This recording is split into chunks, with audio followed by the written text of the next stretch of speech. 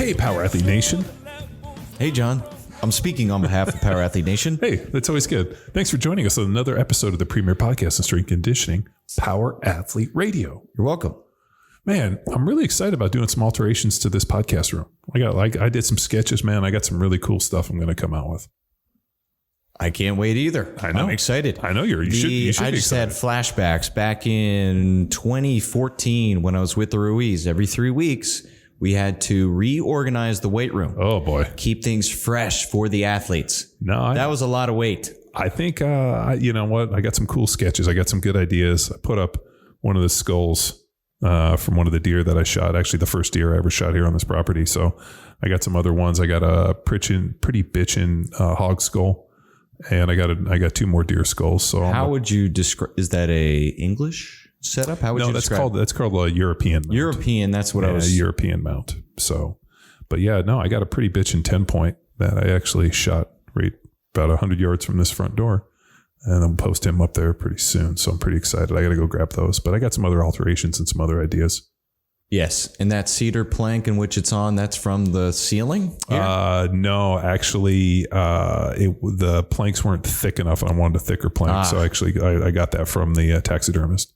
So I think I'm going to go with some other ones. I saw some other kind of some templates to make them out of metal.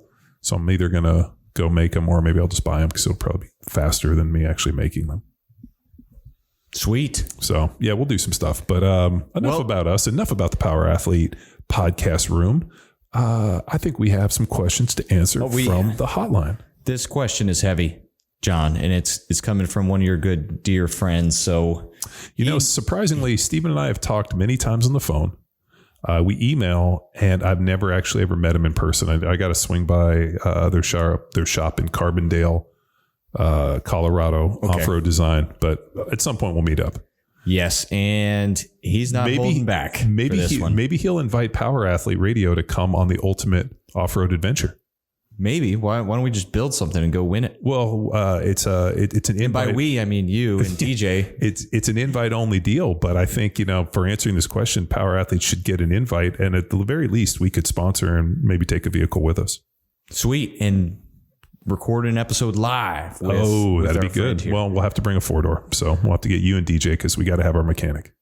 Yes, we do. DJ's like, don't worry. I got some baling wire. I got some chewing gum and I got a set of matches. I'll fix it.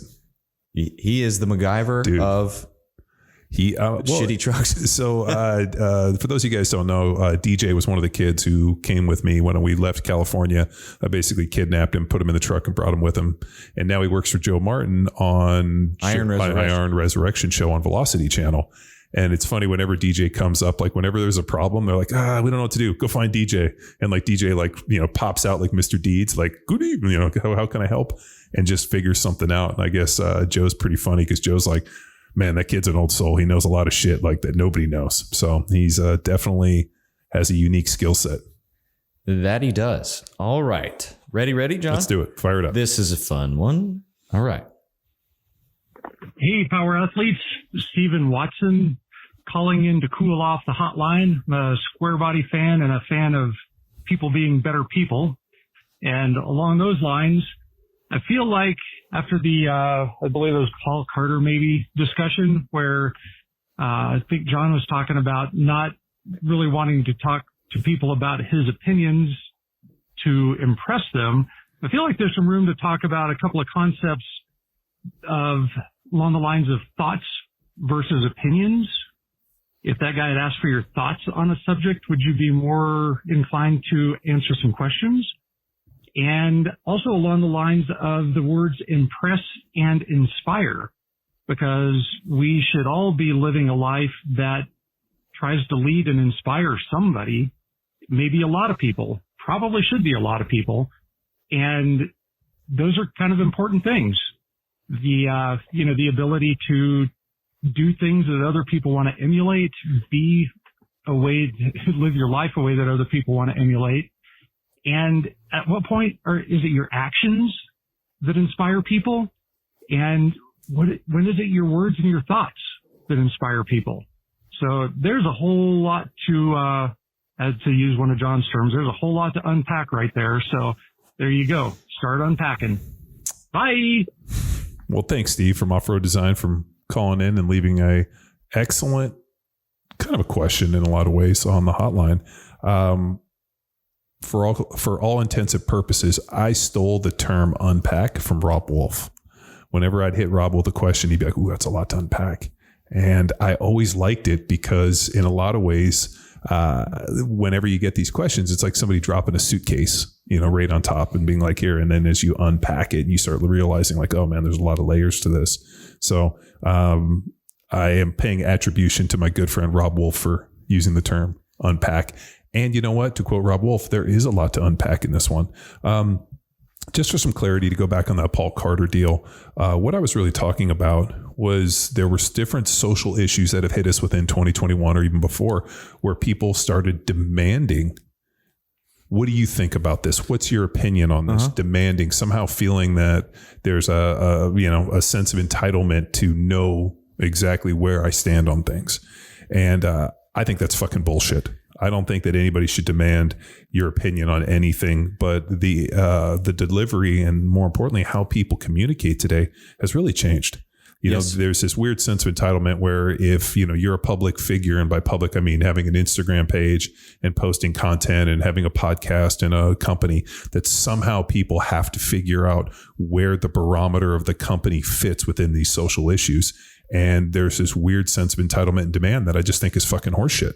Well, it's how people are consuming information. If we look at, for example, the news network, it is a personality leading the show versus the delivering of what's going on in the world. If you watch the news now, it's identity politics. And that's it's nothing but a whole bunch of people giving their opinions. Yes, that's what I was referring to. It's fucking nonsense. I mean, I throw up when I watch Chris Como. And it's because it is race baiting, it is inflammatory, and it's not constructive in any way. And I find a lot of times, especially on the internet, within social media, a lot of it's this virtue signaling. Like, allow me to present this opinion that I think you want to hear as a way for me to show you how good I am. And you know what? Even on a smaller scale, a social scale, for example, and I'm a fan of this guy, the 1 Minute Man from Barstool. I'm not seeking out. I will consume his opinions, but I'm not saying, hey, Kevin, his name's Kevin. I'm not feeding him topics to say, hey, I need your opinion on this. Well, I mean, people do that. Like we said, people do that to Joe Rogan. Oh, I can't wait to hear what Joe Rogan thinks about this. Why? Yeah. Well, I mean, it's how we're consuming shit. Go watch his comedy skit. The one thing which is interesting is if I've thought through something, and when I mean unpack it, like really got to the bottom of something, I'll give my opinion on it. I'll give you my thoughts. The one person I really respect who's done this better than anybody I've seen in a long, long time is Jordan Peterson. Mm-hmm. What I really appreciate about Jordan Peterson, and I'm sure there's people listening to this podcast who absolutely hate Jordan Peterson. What I found is that very few people are agnostic about him, where they're like, I take it or leave it. Either people are like, I love Jordan Peterson, or I think he's the Antichrist. What I appreciate about Jordan Peterson is that whenever he discusses a topic, he has thought through it to such a degree and dissected it, seen it in different layers, sliced it real thin, and gives a very, very interesting, well thought out, thought provoking, hey, this is my opinion. This is what I'm seeing. And if he hasn't, he won't answer it. He's the last dude. And because I've heard people ask him, he's like, I haven't really thought through that well enough to be able to answer it intelligently. And I think in today's space, that is so rare. Because what happens is people answer a question, and whether or not they've never even heard it, whatever, they just start talking. And they feel they have to. And I am a fan of Peterson as well. And he has thoughts on things. And a lot of time when he's speaking on that topic, he's done his research, but then he's interacting and exploring through this conversation with an individual. Or I'd like to listen to his thought process. So if it's a 30 or 40 minute presentation or lecture, he's taking you through his thought process, and sometimes he doesn't know where he's going. Yeah. So there are just thoughts versus hard opinions. I disagree. I think he knows exactly where he's going. I really don't think he's the type of guy who's going to stand in front of people and field these questions that he hasn't thought through. Now, he might not have thought through this exact minutia of this piece, but I really think he understands his position because he's able to argue it and defend it from so many different places. So like if, he got, he got what catapulted to what was it? It had to do with, was it like pronouns? Yeah. In Canada. And I mean, how he thought through this, I mean, it's always been pretty good. And I appreciated his book. The one that I regret was I didn't have an opportunity to hear him speak live, but I just really think, and I hate saying I really think that sucks, but for me as an individual, I have my opinions on things, but the problem comes down to a lot of times my opinions on things are my opinions, and people reaching out and demanding to know where I stand on certain things feels disingenuous to me. I'm like, why do you need to know my opinion on this? How does this help? Now, if we're friends or I see you in like an environment, I have no problem voicing my opinions, but I also come from a family of attorneys where I get real nervous about putting things like on paper, on thought, like, because things don't always age well. So, and a lot of times too, whenever the people are hitting you on a lot of these issues, they're very current, they're very fresh. How do you feel about this? And for me personally, I like to wait. I like to see how things age. I know how my initial opinion might not be the best one, or it might be, but I like to see how things age. And especially with all of 20 and 21, I mean, from everything from from lockdowns to Black Lives Matter to what we've seen with the way the media portrayed, Donald Trump versus Biden. I mean, all of this stuff, it was so inflammatory in how it's being presented, that it doesn't benefit anybody to have extreme opinions until you see how this stuff plays out. And I think all too often everybody wants to run, they see the melee, they see the fray, and they want to enter right into it. Whereas I kind of want to take a little bit of a stroll and see how things age. And more importantly, really just kind of understand the nuance. And a lot of times it takes a long, long time to understand that. So I think history will be really interesting on how it's remembered, especially for this time period. Mm-hmm. One of my favorite, I would call it idea, and this is from Dogma, the movie Kevin Smith wrote, and hear me out, where I'm a big Dogma fan. Yeah, Chris Rock is aiming to explain religion and where man got it wrong versus God. Again, these are fictional characters in this battle between good and evil. And how Rock explains it, he explains there's a difference between beliefs and ideas. People go to war over beliefs. People die over beliefs. They will die on this hill for this belief. But then ideas can be discussed. We can be on either side of an idea, but have a formal argument to present our side and aim to change minds or show the other side of things, whether it's empathy or sympathy.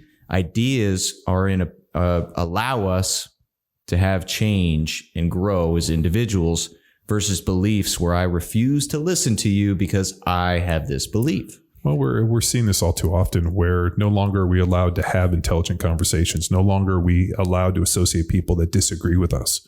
That now, if you don't agree with me, you are the Antichrist. You are this evil person that has to be fucking stomped out and destroyed. And to me, that's extremely dangerous. Mm-hmm. I think that, freedom of speech is somebody who has an opinion different than yours being able to voice it. And, for the same reason, I can think that you're an asshole. Just because your opinion differs from mine, I don't have the right for you not to have that opinion. Now I have the right to think you're an asshole. And more importantly, I have the right to think that you're wrong, but you still have the right to believe what you want to believe. And I think what gets dangerous is when there's this kind of mob mentality where if you don't believe what I believe, then you have to be attacked, eviscerated, and fucking canceled at all costs. And I think that's extremely dangerous. And I really think it comes down to intelligence.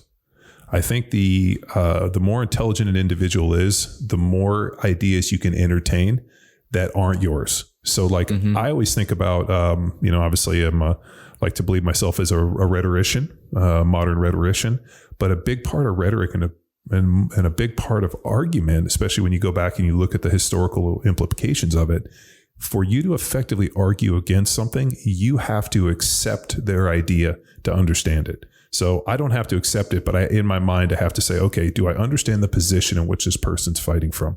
Do I understand their argument from their side? Have I dissected their argument? Can I see it? Do I have the empathy to understand why they feel the way they do? And more importantly, the side of the argument that they're on.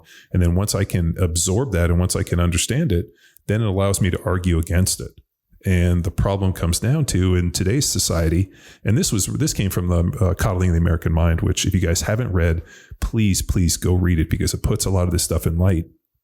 The age old, when, Stephen, and who's older than me, we grew up, it was sticks and stones may break my bones, but names will never hurt me. Except when you fast forward to today, where we have felt that, the words, or more importantly, people's thoughts and ideas, cause me stress, and stress is harmful. So now words are weapons and can destroy me. And because your words cause me to be stressed and upset, now I have to shut you down because that is potentially harmful to me. And it's like we've talked about on this podcast before, the one that always blows my mind. You'll hear stories of cyberbullying and kids committing suicide. And I'm like, as a parent, like, at which point do you just unplug the internet and be like, you don't have social media? I'll send you to a school that doesn't have this stuff. And I think that's a pretty interesting, and I know that's a really funny, simplistic way of looking at it. But like, if you went to a desert island, and you didn't have it, then all of a sudden that doesn't exist. But the ways that kids can bully are really pretty awful. I just saw this recently where like kids will, start like dummy accounts and post memes and all this. And like, I don't know how you combat it. I mean, the way I would do it is I'd start my own account and battle against them and bully them back. But I don't know if that's how you are allowed to teach your kids how to do this stuff anymore. I have no thoughts on that. It's just become this really interesting thing where people start demanding to know your position on things. I always go back to the age old, what was it, Seneca? Don't argue about what a great man or what a good man is, just be a good man. I think people inherently know what is good, and I think they know what's right. And what's interesting is we have such a perversion and such a just this like complete blurring of the lines of what is right and wrong. And, people should have life, liberty, and the pursuit of happiness. People should be able to live the life that they want. They should be able to, date who they want, sleep with who they want. Like, they should be able to have all of those things. People should be able to live their lives impeded. Now, you don't need my co-signing. You don't need my validation of your life. If you want to do something and that makes you happy, why do you need me to okay it? Why do you need for me to think it's right? Like, hey, marry who you want to marry. But I'll just give an example. Gay marriage, for example. Should gay people have the right to be married? Yes, 100%. They should have the right to be married. And they say it's a religious thing. Well, if it was just a religious thing, then why do I have to buy a marriage license? The minute that you get the government involved, it's no longer just a religious thing. Now, are there people on the other side who view, that marriage is between a man and a woman and gay marriage is wrong? Yes. There are people that think that. Now, do they affect anybody, same sex, gay couples getting married? No. They still have the right. Those people have the right to dislike it. And you have the right to be married. Okay, great. Two people have different opinions. Hey, I don't think this is right. Well, that's fine. That's not going to stop me from marrying who I want to marry and being able to live my life. So I think what's weird is we have this feeling that everybody has to accept everything, that we have to somehow browbeat and cancel and say that these people that, don't agree with gay marriage are evil people. No, they're not. It just happens that what they believe in does not coincide with what you believe in. I'm sure there are people listening to this podcast that have different political views than I do. And I've never necessarily voiced my political views. But if you guys are curious, I think that the two-party system is extremely broken. I think that we've been manipulated by, our elected leaders to believe that we need a two-party system. Do I follow a more libertarian idea that we need less big government? That I think that most of these problems are manufactured, and more importantly, the people that they're presenting for us to be able to be the leaders of this country are fucking broken candidates. That neither of the individuals I've seen in recent time are able to do this job. Do I think that a country of 330 million people of so many different race, creeds, mottos and everything is extremely difficult to lead. Yeah, we don't have a homogeneous society. Like, so that's whenever you hear like people being like, oh, look at Denmark, look at Sweden, look at these. I mean, these are homogeneous societies. Like, people are pretty much the same. I mean, America is this massive melting pot of different religions and, massive country. So there's going to be a lot of issues. Is there a right solution? No, I don't have one. But I can tell you the direction we're going isn't the correct one, but I don't know exactly what the solution is. So, then people be like, well, if you don't like it, then that's a cop out. Well, I have the right to disagree and to not like the candidates that we are being presented. The fact that we get to choose between two is bullshit. I mean, look at other countries. So they'll have like 13 different candidates from different parties and have radically different ideas. Our candidates are about the same, So I also think that where we get into trouble is when we start abandoning humanity for ideology. And we've talked about this numerous times. And this idea of ideology is so dangerous. I mean, this is how, millions of people get executed. I mean, look at what's happening in terms of ethnic cleansing. I mean, like in Africa and different parts of the country, I mean, shit, they'll go in. And I mean, we were talking about this on, with the guys from Drinking Bros, that like in Thailand and like Laos, like there was 1/3 of the nation's population. Yeah, it was executed. Mm-hmm. And then they ran out of bullets. So they were empowering people to turn on their neighbors. Yeah. Unbelievable. But like that stuff happens because people buy into ideology instead of being like, I'm a fan of humanity. These people are humans. These are our neighbors. They deserve to be treated differently. And I think that's an issue too. We run in all too often, especially with, individuals. Like, I think as long as things are far off in the telescope, it's easy to make these observations. Like, all these people that I don't know have a different belief. I don't like them. When all of a sudden they become your neighbors, all of a sudden it's dramatically different because you know them in a social environment. You know them as your neighbors. And, I like my next door neighbor, if he has a different political view than me, at the end of the day, he's still my neighbor and we're still going to be friendly. But it becomes, and maybe this has been a problem too, where, the countries become so big that people don't know their neighbors. And then you add things like quarantine, where people are all of a sudden nervous of their neighbors and masks and the whole deal. And it's probably exasperated it.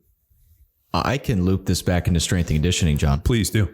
All right. This goes to Power Athlete methodology and a decision we made a long time ago to be a principle-based methodology versus a philosophy. Mm-hmm.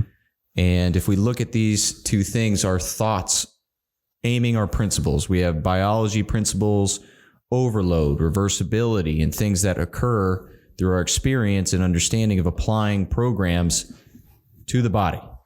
And then we have more coaching principles, individuality of how we're going to communicate, your preferred learning style, your anthropometrical ratios, a specificity. We have a specific setup and execution that we're going to coach, some more of principles in line with how we want to see things executed, but in line with the biology, and these combine to have our Power Athlete methodology versus a philosophy where Welbourn's getting in there and with his philosophy of move the dirt. No.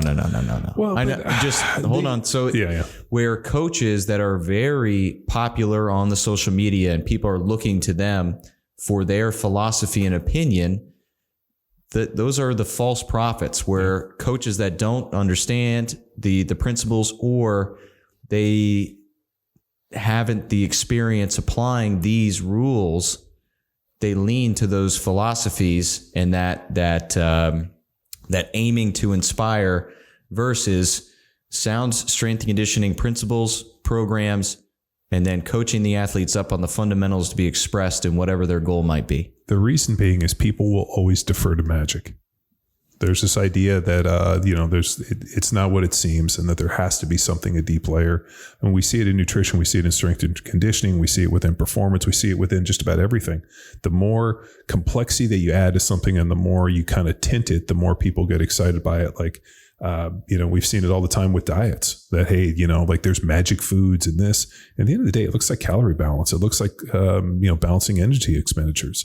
If you want to get stronger in the weight room, there's no magic movements, progressive overload, consistency, being able to, constantly add more weight to the bar until the point when you can't, and then you have to get a little more creative.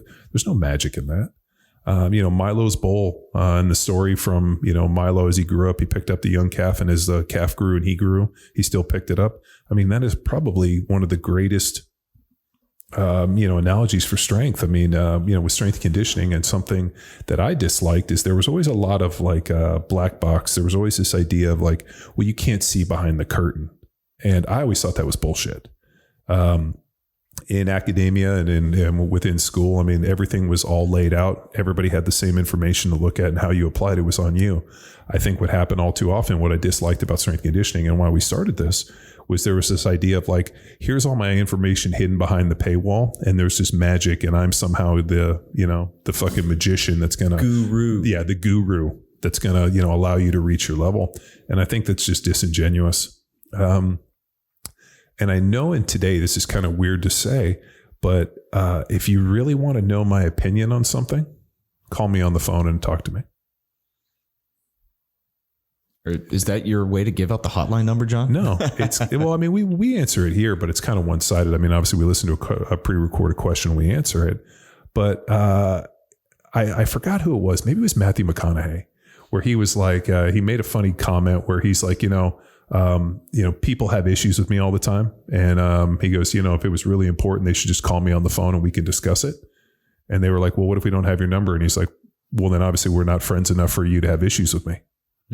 And I just thought it was kind of a funny point where, he had this just, interesting observation where, if you really know me, you have my number. And if we have a problem, you should call and talk to me about it. If you don't have my number, then we're not really friends. And why do you have a problem with me? And if you do, that's your problem, not my problem. So, Steven obviously has my number. He can call and ask my opinion on things for the same reason I call him up and ask his opinion on square body stuff. But a lot of times, and we do have some interesting training discussions. His son's a motocross rider. I've been trying to get him into some programs, help him along. But I think all too often, especially in this inflammatory, just this kind of like very, very dynamite situation we've had the last couple of years, I also think people are looking for bulletin board material. Like that's something I've seen all too often. So somebody says something, and what do? They screen capture it. Then they want to put it up as a way to kind of drive attention. I'll tell you who's really great at this, Lane Norton. Like Bio Lane, if you guys follow him, Lane Norton, anybody that says anything nutrition based, that dude fucking falls on the sword. And like, I mean, to the point where I can't believe he's this bothered by this much stuff. Or maybe that's just his Instagram social media stick that he has to fight every wrong. Like he's literally the Batman of nutrition. Like somebody says something crazy, they flash the fucking BioLane signal, and he fucking goes in there and like writes this dissertation. I'm like, this dude must have a lot of fucking time on his hands to fight this many battles on the internet.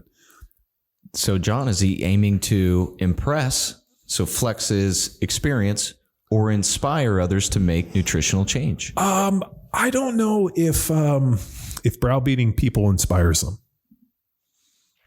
And the problem is I think you get to the point where you've just said the same thing over and over again so many times, and whether or not people want to believe you is up to them. So I figured this out a long time ago. I'm not going to change anybody's opinion on the internet. The only thing I can do is provide great training, provide good direction, and be a good model. The age old, like, who was it? Howard Eskin from, Captain America, when he was like, be a good man, that thing. Like, yeah, like be a good man, take care of your family, do what you're going to do, support those that need it. And, like at the end of the day, all I can really do is I can only influence the people that are close to me and the people within the circle and the people that can hear this podcast. And, something that I always really so what always really bothered me in the NFL all too often is we used to hear, this kind of holier than now, or they put people on these pedestals, and then there'd always just be some like really dark shit that comes out about it. And you're like, God damn, like, why is it so hard for people to, just not put on the facade? And you're like, well, is it that humans are flawed by definition and people are just flawed, tragic characters? I think everybody inherently knows what's right and wrong. and whether or not that they actually listen to it or they get wrapped up in certain things, which I think displays it. But when you step away and you start looking at individuals, I think there's right and wrong. And I think, what we saw in 2020, especially with like the riots and the burning and all that, and then being like, well, that was people just, doing what they do and they needed it. No, you don't have the right to destroy people's property. You don't have the right to act like that. But, it's just different times. So, but if you do have questions or you really, want to know my opinion on stuff, you can leave it here on the hotline and hopefully we answer it. Or if you really want to know something, call me on the phone. If you don't have my number, then I guess we're not really good enough friends. I did like that McConaughey. I just thought that was a great one. Oh, he's very inspirational person. Dude, he's a legit. He'd be a great guy to have on the podcast. I'm impressed. Well, I'm just dropping all of. But I mean, are people really leaving? Like this is another one. Are people really being honest, or are they just saying what they think will impress other people? In what respect? A dude like McConaughey who writes a book? I think from the book, I think he's trying to inspire. Maybe in the beginning of his career, I don't think Matthew McConaughey gives a shit if people like or dislike. I kind of look at the difference in his career. In the beginning, I believe he had to impress to create opportunities. Now that he's solidified his talents within our society, then now he's in a position to inspire. Did you hear him? I heard him on a podcast, and he was talking about like his journey in Hollywood and how he got parts. And this was like, he's like, it's been an amazing journey. Every part I auditioned for, I got. And like, it was pretty interesting to hear his experience in Hollywood compared to like everybody else. It's pretty, I mean, that guy is born under a lucky star for that. I mean, everything's just been very fortuitous for him. But I always wonder, especially too with, what you see on social media, and this is where you get into this idea of virtue signaling. Like I'll see, like the age old, like dude on the, like somebody's taking a picture of, the dude on the cell phone posing in front of the Lamborghini. It's like putting in work or something, is usually side hustle. Side hustle so hard. Oh, yeah. Your main hustle becomes your side hustle and your side hustle becomes your main hustle. And to me, it's just disingenuous. Like I like, you're never going to see me, over there posting pictures, be like, look at my brand new car. I'll be like, no, here's my 35-year-old piece of shit rusty pickup truck that I'm really excited about. Steve. But I mean, that Lamborghini, it's impressing somebody that to buy their product, whatever the hell they're trying to sell. To me, a Lamborghini isn't a mark of success. It's not. So then, John, what would be a mark of success for you? What would be a marker of success? I'd be more interested to see like what their library looks like. Like what books are they reading? Like what adventures that they've had, like what places they've seen. I actually had an interesting talk with my mom the other day. So my dad just passed away. It was, we just hit the 3rd year anniversary of my dad passing away. And as I was talking to my mom, we were just, talking about my dad, and I had an interesting observation when he was going through his chemo at the end of his life. I remember I was sitting in there. We were just kind of just sitting around, just, awful deal. And I remember asking him like, hey, is there anything that you want to do? Is there anything left on your bucket list? Trying to give him this idea of like, hey, here's some things that we could do together. Like this idea of like, hey, you still have fight left in you. There's still things to accomplish. And as we went through things on his bucket list, they were all things that he had done before. So every one of them, everything on his bucket list was things that he had done before, except he wanted to take us with him to do it. Ooh, nice. So he had gone on my dad was a big guy, big Rotarian. So he was big in Rotary. And for our listeners that don't know what Rotary is, John, can you please? Rotary is a service group. So it's kind of a charity service group, usually business owners. And my dad was always big in Rotary, actually started his own Rotary Club, Sunset Rotary Club in Palos Verdes. And he was their first president and was just, had been a Rotarian for 30 some years, 40 years. And he got hooked up with these Rotary guys that did all these scuba diving all over the world. And so I asked him, he's like, oh, I'd love to take you guys back to the Galapagos. We went swimming with these like giant turtles and got to see this. And he goes, I'd really like to take you and your mom and your brothers and let you guys see it. Then we went in and he's like, oh, seeing the pyramids in Giza was so amazing. I really wish you guys were there. And he went through all of these things that he had done, and his bucket list was just to take us with him so that we could all share it. And I had this interesting observation. It wasn't, the Porsches I drove or the Rolexes or the cases I did this or the suits, or there was no discussion of anything material. And I realized we get so wrapped up in this materialistic idea of things like, what do I have to acquire? What do my suits look like? What watch am I wearing? And on your deathbed, none of that shit matters. All that matters is that the people that you loved, that you were close with, are there at your side. So you were a good person for them to be there with you. So you treated them well. You didn't drive them away. You were the person that they needed you to be. And the experiences that you had, not just with yourself, but with your loved ones. So like, that was really impactful for me, sitting there and being like, okay, so on your deathbed, what's the marker for success? Oh man, I took a picture outside of a white Lamborghini with a cell phone, putting in work. No, it's fucking bullshit. We have a picture over there on my wall. We had my dad on the podcast. Episode 300. Yeah, episode 300.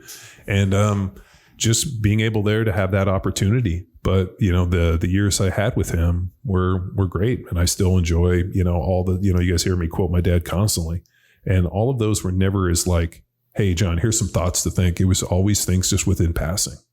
So as I have kids and, am married and have a good family, that idea of, having those opportunities and those memories with my kids, so that on my deathbed, instead of being like, here's all the things on my bucket list that I want to redo with you guys, we could sit there and be like, you remember we did this? Remember we saw the pyramids at Giza when we did this adventure? And we could talk about all the good times. And, and then at the end of the day, after I'm gone, I hope my kids tell crazy stories about their dad.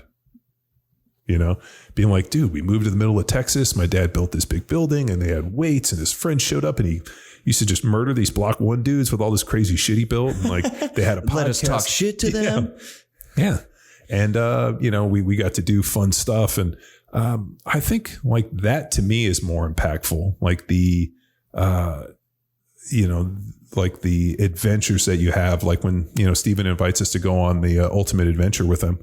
Like that type of adventure we get to go on. Like those are the things to me that are meaningful, where, it's something that not everybody gets to do. You got to build something epic, and then the chance you get to drive it and see if you can fuck it up and break it. And if you do, there's a whole bunch of people around to fix it. So I feel forever very grateful for the life I've led up into this point. Growing up, my mom and dad stayed married for, 50 some years. I got a chance to get a scholarship and go to Berkeley, work on those 2 degrees, and then get a chance to go play 10 years in the NFL, and all the amazing adventures and friendships that I've created out of that. And now the last 10 years of my life, getting married, having 3 kids, living in different places, having different adventures. And, I always think like, if we looked up and there was a big asteroid coming towards Earth, would I feel like I'd missed out on anything, or was there anything I didn't get to do? No. But there's so much more to do. And I think a big part of this deal is, and I'll work this back to strength conditioning, nutrition, and performance training, is making sure that you are physically fit and mentally fit enough to be able to have these journeys into your 70s and 80s. If I lived to be 100, I'd probably not get everything done. But I'm going to continue to lift weights. I'm going to continue to train. I'm going to get my blood work done. I'm going to eat well. I'm going to do all the little things that I know to do, so that I have the best opportunity to make it as far as I can. My dad passed away at 80, but I don't ever think my dad ever thought about what he ate. Like when we would go to a restaurant, my dad would order probably the least unhealthy thing. Ooh, there's a huge pork butt, like just the weirdest shit. I'd be like, God, I would have never fucking ordered that. He would eat, man. He loved to eat crazy foods, and he didn't necessarily exercise. So, he made it to 80 without worrying about a single, like never once thinking about what he ate, never really exercising. I think I got a good chance to make it a little bit farther. So I just hope I have nearly the life he had and nearly the impact he had. And I, for the same reason, I tell my kids every day how excited I am to be their parent. I'm so excited to be your dad. I'm so excited to see where you guys go on this journey, where you guys go to school, where you go to college, the lives you become, the adults you grow up into. I'm so excited to see what happens with them. And just like with Power Athlete and the people that listen to the podcast, the fact that through Power Athlete, not only the information resource of the training programs and the education and the podcasts and the symposiums and all the things that we've done, the network of individuals and the people that I call family and friends is growing exponentially. And so it's pretty impactful for me, the fact that we get to do this. And I guess the job of all this stuff is to inspire, never to impress. And that's why if you look at our social media or you look at my social media, I'm never posting any of my stuff. It's not like, hey, here's my new watch or here's my car or here's my house. Like, to me, that's just, I feel like it's disingenuous. Well, sometimes it's the pig you killed. Yeah. But you got to remember, the reason I'm posting that is because it's so insane. The fact that it's like the middle of the night and I'm using like night vision to basically shoot this stuff is like, it's pretty funny. Oh, it's inspiring me to get some night vision. I kid, but we're at 475 episodes, John. Wow, 475 episodes. And we're just getting started. I know. I love it. The magic just keeps rolling. That's right. And great question. We encourage you guys to get philosophical on us and let John flex his rhetorian muscles. Well, rhetorian, more like my rhetorician muscles. I don't know. Yeah, that's probably it. My rhetorical muscles. Yeah. So, and if you guys are into 73 through 87 Chevy trucks and you don't know who Off-Road Design is, you guys have been living in a cave. Maybe we could reach out. Maybe ORD would be interested in sponsoring this podcast. Oh, well, we talk enough about trucks and he's got my lift kit up there. So we're good. Yeah, let's do it. All right. Stephen asked and answered. Feed us more. And if you out there, Power Athlete Nation, have a question for us, strength, nutrition, philosophy, John, how do they get a hold of us? You can reach out to the hotline at 929-464-464. 929-ING-0. And, I get hit up with DMs almost every single day on Instagram. So at John Welbourn, if it's a good one, I'll usually answer it. If it's not, I'll just let it sit. But if you want to get a hold of us, you can reach out on Instagram. And if we're good friends, you can always call and text me. And there you have it. All right, Power Athlete Nation. Until next time. Bye. Now it's time for you to empower your performance. Head to powerathletehq.com/training to choose from a number of programs to meet your specific performance goals. And if you like to break a mental sweat too, visit academy.powerathletehq.com and become a real stakeholder in you or your athlete's success. Until next time, bye!